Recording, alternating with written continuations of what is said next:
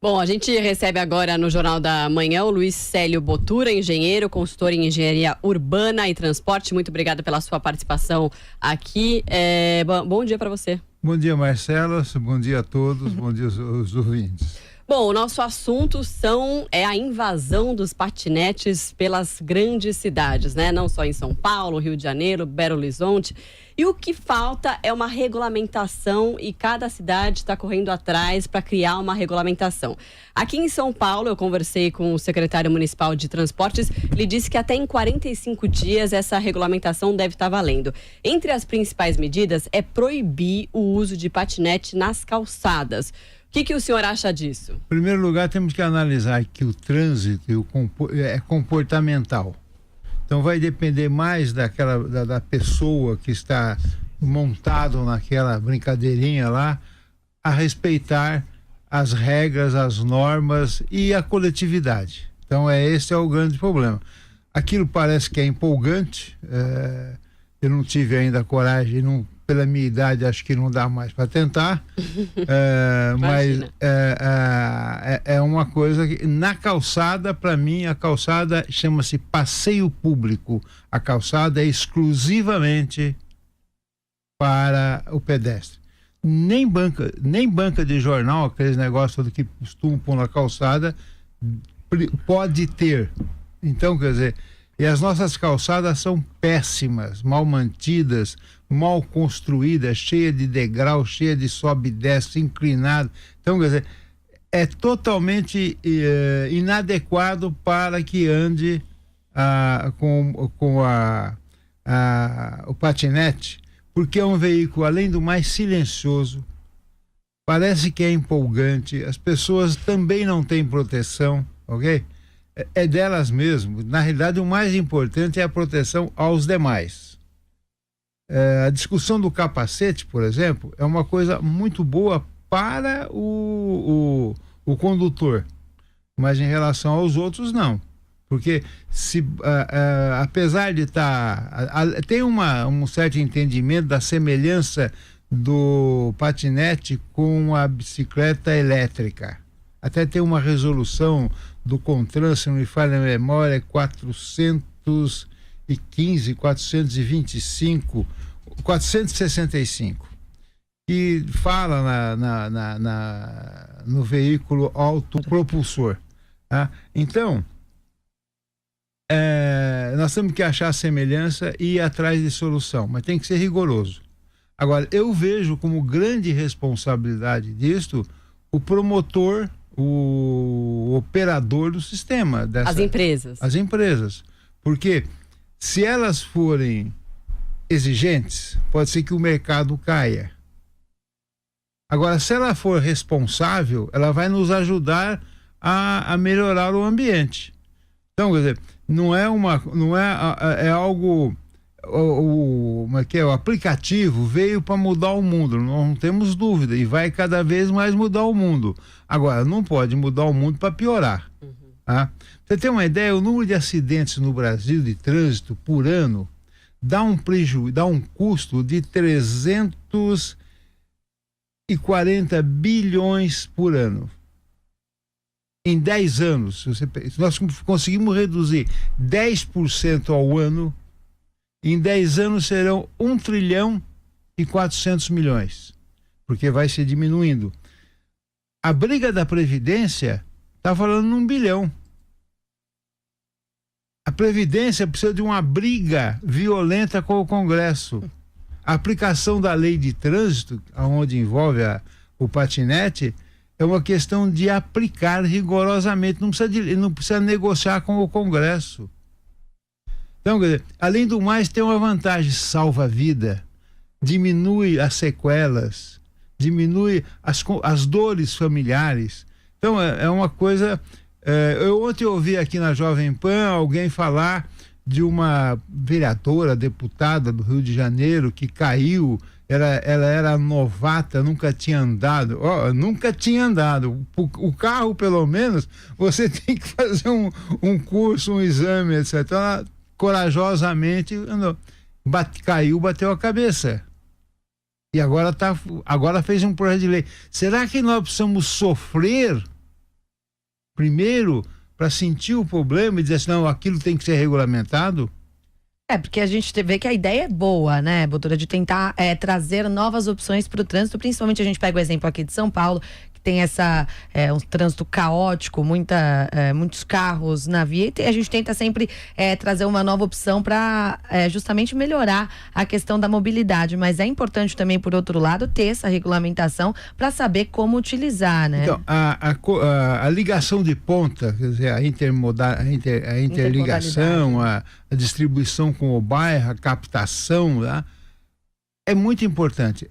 Tanto o patinete como a bicicleta tem um fator muito importante. Agora, temos que ver se essa importância compensa a vida. Uhum. Agora, uma outra questão também, o secretário, né, de Transporte Municipal aqui de São Paulo disse que o fluxo de patinetes vai ser restrito a ciclovias e ciclofaixas. Só que a gente sabe que a cidade tem uma deficiência muito grande, inclusive nas interligações entre ciclovias e ciclofaixas. Então, a pessoa está usando patinete, aí não tem, ela vai para onde? Ela vai para o meio da rua, ela não pode ir na calçada mais. Então, tem algumas algumas limitações que precisam ser resolvidas. E aí eles, inclusive, falaram que vão fazer um investimento de 325 milhões para essas conexões, o que eu acho difícil de acontecer na prática, porque são muitas ciclovias e as pessoas estão fazendo trajetos cada vez maiores. Então, porque a gente fala de micromobilidade, que é importante, a bicicleta, o patinete, mas também tem uma limitação de onde eles vão circular, porque é uma novidade e que ela é bem-vinda, mas a gente precisa adequar, né, para não acontecer esse grande número de acidentes, por exemplo, que está acontecendo, né?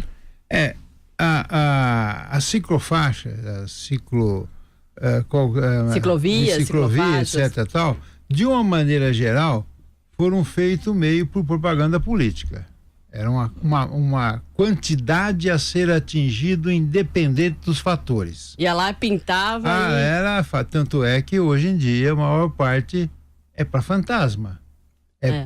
Aliás, elas são mais usadas ainda hoje pelos entregadores de pizza e outras coisas mais, do que apesar de muito usada, muito importante, cresceu muito, mas ainda ela tem limitação de usuário. Tem faixa que você passa o dia inteiro lá, vai pegar 2 ou 3 pessoas passando. Bicicleta, a moto usam para estacionamento, etc. tal. Então, é um conflito sério. Uhum. Agora, para mim, pessoalmente, não é novidade a existência do patinete. Eu já em 1996, eu vi uma brincadeira de molecada no Times Square, em Nova York, já de patinete, só que era diferente o patinete, que eu falei, puxa, isso aqui vai vir, isso aqui será um novo meio de circulação urbana. E veio. Naquela época eu até quis fazer uma fábrica, mas o custo é muito grande. Quem facilitou isso foi o app, foi o smartphone, que você... sabe quanto é que custa um patinete? Quanto? Eu nunca usei um patinete. Não, quanto é que custa comprar um?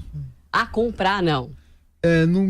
Os mais baratinhos, deve ser mais deficiente, quase 2 mil. E tem até 5 mil. Não é não é barato. Acima de R$1.000, né? Acima de R$1.000. Acima de R$1.000, quer dizer, mais que um salário mínimo, tá ok? Então, quer dizer,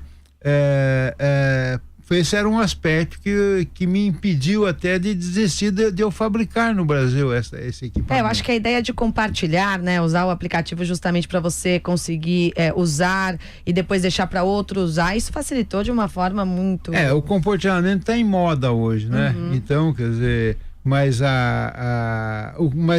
o compartilhamento existe há muito tempo de muita coisa, mas quem facilitou isso foi a integração do smartphone, entendeu? Então, se cada drama cada novidade dessa causar sérias consequências, vai ficar difícil circular na cidade. Uhum. Logo, logo nós teremos aí o drone circulando. Sim. E o drone já tem regras do espaço aéreo, que muitos desrespeitam. Então eu vou insistir no que eu falei no começo. É comportamental. E eu não sei se o brasileiro gosta de ser comportado, você entendeu? Não muito, né? Então, quer dizer... Mas mesmo o uso da bicicleta, que estava tão desordenado no começo, hoje em dia melhorou, né? Ou você acha que não? Melhorou muito, bastante. Principalmente os bike ativos, né? Porque você pegar de uma maneira genérica, você vai ver que eles estão com uma lei só deles. Tanto a moto tem a lei deles, como a bicicleta tem a lei. Ninguém respeita o capacete, ninguém respeita a sinalização na mão, na contramão, o semáforo, etc. Então, quer dizer, as pessoas que estão na rua, ele tem que ver o que ele tem que fazer para fugir dessas armas, né? Eu entendo que o veículo, qualquer que seja a sua qualificação, qual que seja o seu modo, ele é mais perigoso do que uma arma. Ele mata mais, porque depende dos outros, mais do que uma arma você tem mais ou menos o controle. Agora, o veículo passa na faixa que não pode passar, entende, corta para lá, corta para cá, então é complicado.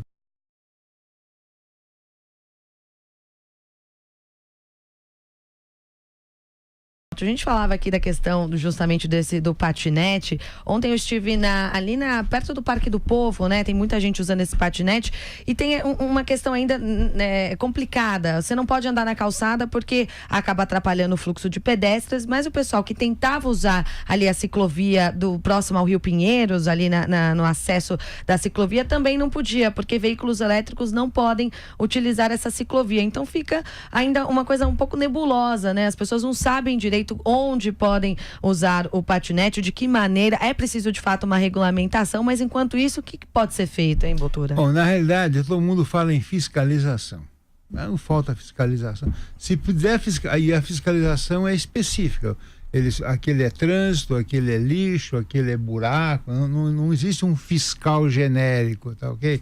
Então nós vamos precisar virar a população, são 240 milhões de fiscais. E aí não tem canal para você andar com a sua reclamação. As pessoas falam, não, porque ontem, quando eu escutei a Jovem Pan, a pessoa, eu acho que é um comentarista de vocês, dizia que lá onde é que ele mora, etc. Então, onde é que ele mora, faz uma coisa errada que você vê que acontece.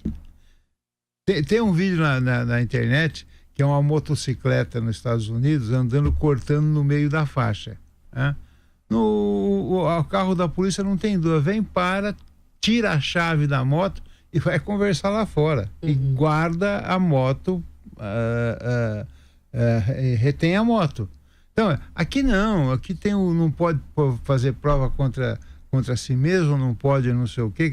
O nosso emaranhado legal, né, a lei quando é feita no Brasil, ela não vê onde é que ela se enrosca.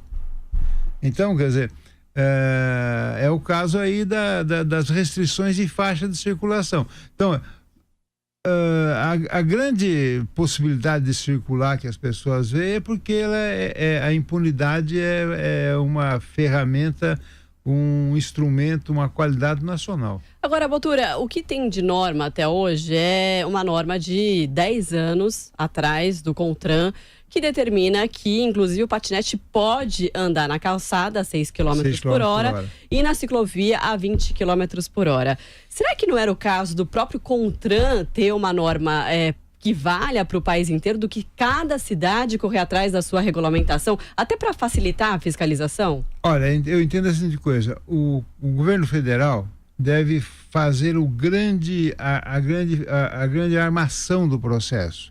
Ele não deve entrar no detalhe. Okay? Eu pessoalmente, na época nós discutimos o Código de Trânsito, eu era favorável que o Código de Trânsito fosse mais regional, porque parar na Praça da Sé é bem diferente de parar em frente à igreja de Porecatunda, que eu fui criado lá no Paraná. Ok? Tem um outro peso, né? Então,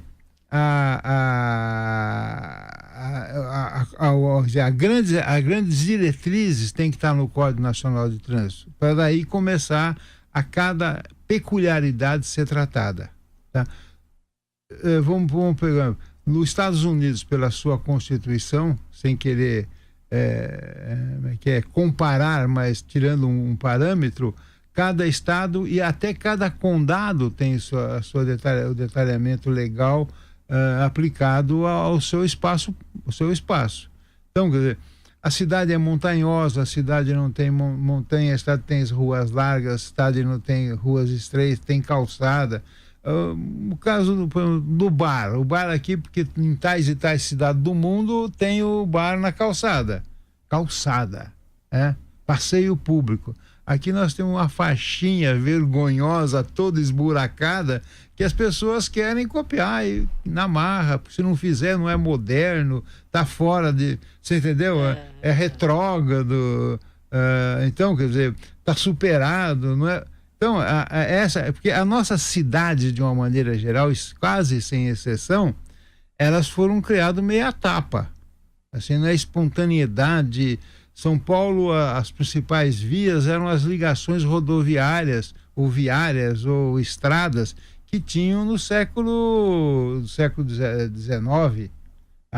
A estrada do Morumbi, a estrada da Penha, isso foi virando as grandes ligações. Então, essa falta de um planejamento mais ordenado das cidades e mais organizado vai causar uma série de restrições ao uso da cidade.